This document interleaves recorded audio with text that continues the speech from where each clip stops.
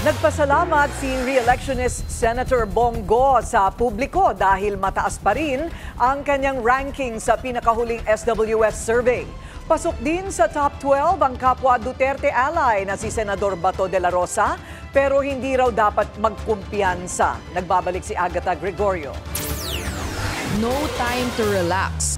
Yan ang reaksyon ni Senator Bato de la Rosa sa pag-rank niyang number 10 sa January 2025 pre-election survey ng SWS para sa senatorial race.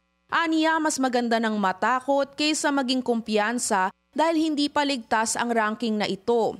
Bahagyang umangat sa survey si de la Rosa kumpara sa 12th hanggang 14th rank niya noong Disyembre. Ang kapwa niyang re-electionist na si Senator Bongo nasa 3rd hanggang 4th rank. Ganyan din ang ranking ni Go noong Desyembre. Nagpapasalamat po ako sa patuloy na tiwala ninyo sa isang probinsyanong katulad ko at sa pagkakataon pong makapagserbisyo sa ating kapwa Pilipino.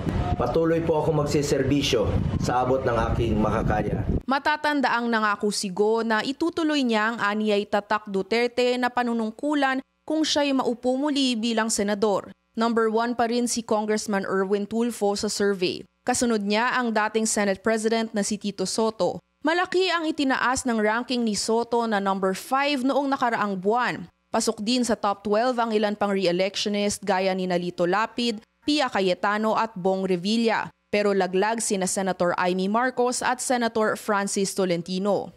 Ginawa ang survey noong January 17 hanggang 20 na mayroong 1,800 registered voters bilang mga respondent.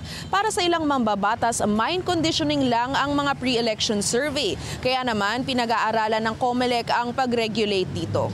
Para sa Agenda, Agatha Gregorio, Billionario News Channel.